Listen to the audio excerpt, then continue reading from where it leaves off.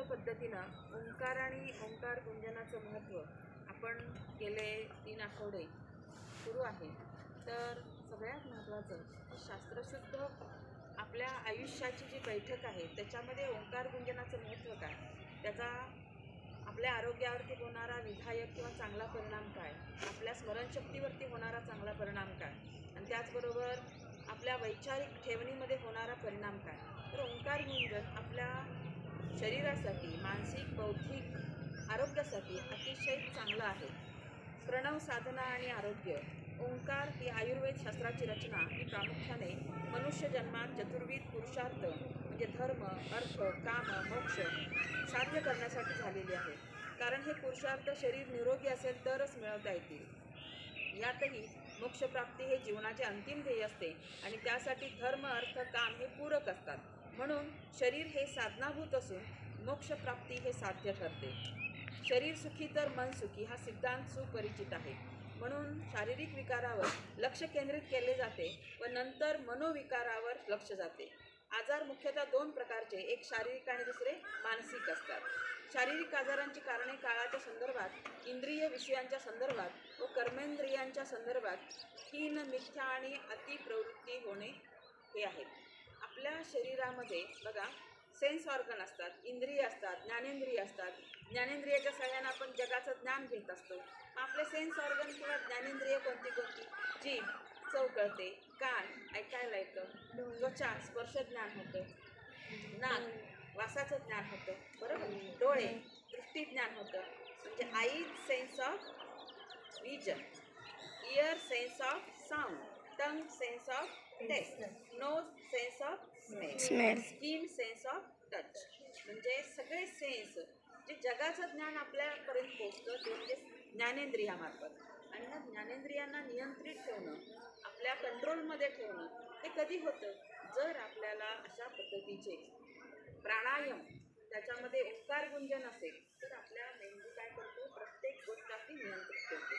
प्रत्येक शरीराच्या अवयवावरती नियंत्रण, विचारावरती नियंत्रण ही काळाची गरज आहे. विद्यार्थी दशेमध्ये तर हे फार उपयुक्त आहे.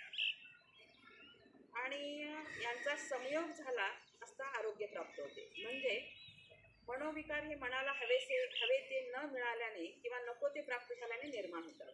रजोगुण, तमोगुण हे आयुर्वेदामध्ये मुलींनो आहे. आयुर्वेद भारताला मिळालेली फार मोठी देणगी आहे. योग, आयुर्वेद आणि हे जे शास्त्र आहे पूर्वीच्या ऋषी मुनींनी लिहून ठेवलेलं, चरक, सुश्रुत 5-6 हजार वर्षापूर्वी आपल्याला हे ज्ञान, हे 4 वेद असतात ना, ज्याच्यामध्ये सांगा बरं, ऋग्वेद, सामवेद, यजुर्वेद, अथर्ववेद. ह्या वेदांमध्ये एक आयुर्वेद जे अंग आहे त्या अष्टांग योगमध्ये पतंजलींनी सुद्धा सांगितलेलं आहे की आपल्या प्राणायामाचं महत्त्व काय.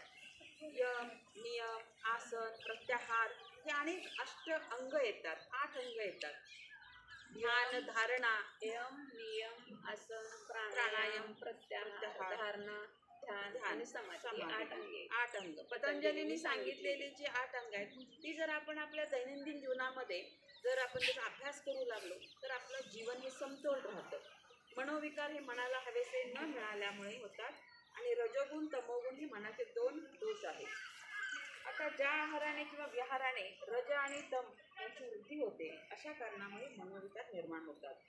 त्याच्यानंतर काम, क्रोधादी षट विकारामुळे, षट रिपू म्हटलं जातं. रिपू म्हणजे शत्रू. आपले स्वतःचे शत्रू कोणते? काम, क्रोध, मद, मोह, मत्सर, बरोबर, हे जे आहेत ते शत्रू आहेत. दुसऱ्याचा मत्सर करणे, अतिलोभ करणे, बरोबर. तर महात्मा गांधीजींनी सुद्धा सांगितलेलं आहे की सत्य, अहिंसा, ब्रह्मचर्य, असंग्रह. तर अशा पद्धतीचे जीवन जगत असताना आपण जर हे पूर्वी शास्त्रानुसार लिहून ठेवलेलं आहे त्याचा अंगीकार करणं गरजेचं आहे. मन अस्वस्थ होतं षड्विकारामुळे.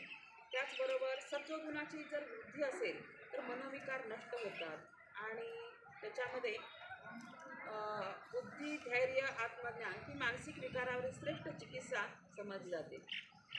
प्रणव साधनेमुळे काय नेमकं घडून येतं तर मनाचे आरोग्य जोपासले जाते.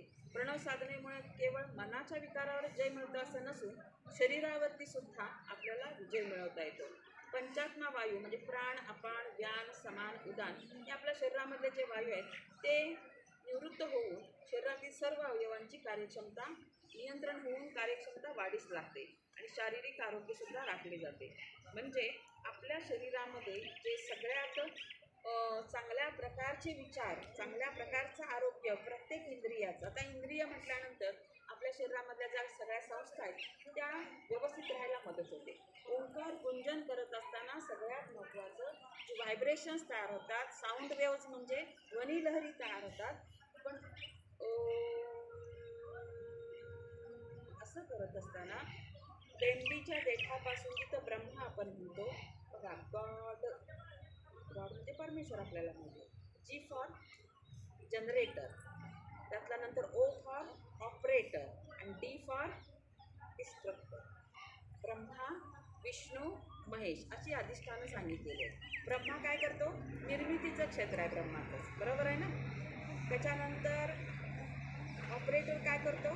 सृष्टी नियंत्रित करतो किंवा काय होत असतं तिथून आपल्या शरीराचं ऑपरेशन होत असतं. म्हणजे बघा, हृदय, फुफ्फुस आणि यकृत याद्वारे काय होतं? आपल्या शरीराचं चलनवलन सुरू असतं, बरोबर आहे ना. हृदय सुरू राहिलं तर शरीर सुरू, बरोबर आहे की नाही. म्हणजे ऑपरेटर इथं आहे.